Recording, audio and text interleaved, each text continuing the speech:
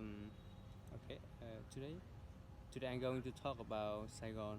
Okay, the first thing I want to talk about Saigon is very hot. Yeah, it's very hot. The average temperature is around 30 Celsius degree. So it's hot all year. Still, it was divided into two part, two seasons.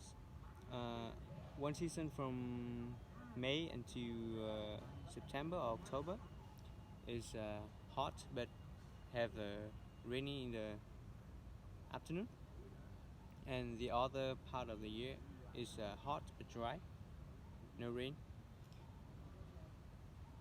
but it's still considered warm all year.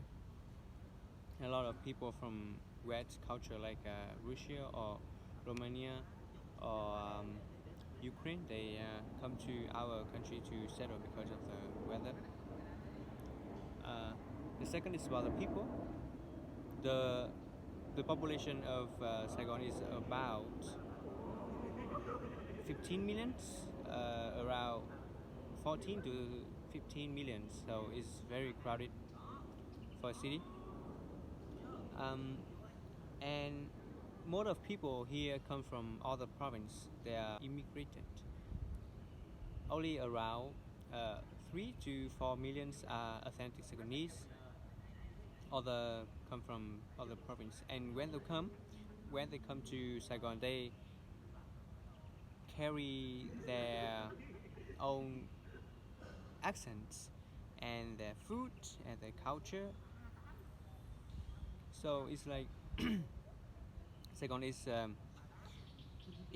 mixture of everything in Vietnam.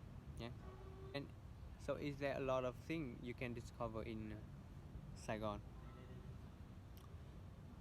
Okay, uh, and because a lot of lot of people here are immigrated, so they kind of open with the new people, open with the new people when they come to Saigon. No races, no. They always welcome people. They always welcome people, no matter where they come from, no matter where the country they come from, no matter the skin color or the accents. All people are welcome here. And another thing is about the food, especially the food. You have to try the food in Vietnam, in this especially in the Saigon, because you can walk on the street and you will see a lot of eatery, a small eatery in the pavement. They just spread the red chair on the pavement and it's become a small eatery. It is extremely crowded. People love to hang out in the evening with their friend and their college as well. Like in other hot weather country, people in Vietnam love to hang out at night, and uh, they can stay very late. If you want to stay to hang out through the night, there are a lot of place for you to discover, especially in the District One. So and it's very fun. The food street is come from other parts of Vietnam. As I said before, when they come to when the immigrants come from other provinces, they carry their food, their special food, their unique food from their hometown, and selling here. So you can find every kind of food in Saigon, but for sure the the original taste was changed a bit for adapt the local flavor. People in the authentic Saigonese love the sweet. Yeah, love the sweetie. Uh, another thing, another thing is about the peace. Yeah, the peaceness, yeah, peacefulness, yeah, the peacefulness. Saigon, not actually not just Saigon, but every part in Vietnam is peace. That's a unique thing about Vietnam. Where in the world you can see Obama, President Obama can sit on the eatery and have a unique food of Hanoi, uh, bún chả, bún chả. Uh-huh. Where in the world you can see the ambassador of uh, ambassador of Canada, yeah, can run on the pavement near the lake. And where in the world the President Putin can have a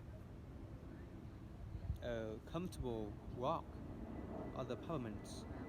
And where in the world meet Kim Jong Un, the president of North Korea, can open the car glass and wave the citizen. Where in the world? It's like obviously they must have a strong belief in our peacefulness, in our country, and you can feel it here. There are no terrorists, no terror, no gun. You can go on the street, run on the street, play on the street without worry about some guy will shoot through your head. No, it's never happened here. It's never happened here. People just happy and live their life and smile. That's what we do here. Another thing is about uh, Saigon history. Saigon was organized nearly 300 years ago, and it's witnessed the long history, the long period of our history since the Nguyen Dynasty in power, and then at that time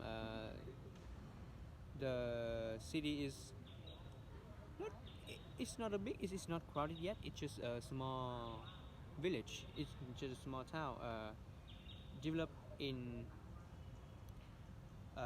businessmen in business like trading uh, versus to other country.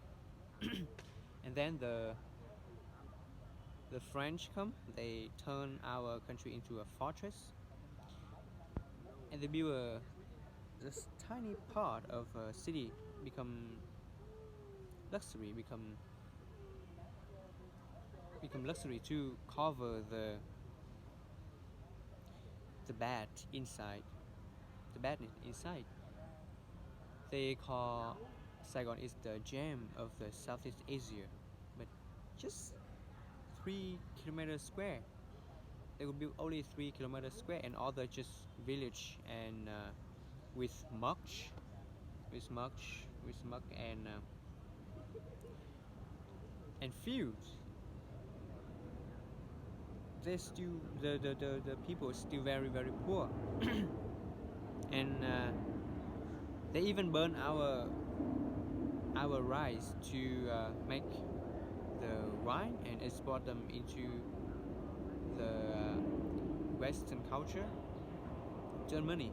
That's why we have a starving period of our country when the French colonized that lead to our protests and the war between our country and the French.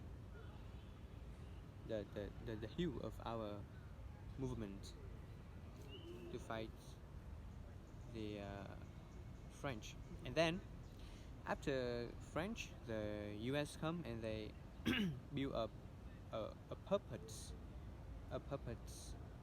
government with nothing. They cannot even grow the food or produce any sort of daily products. Nothing.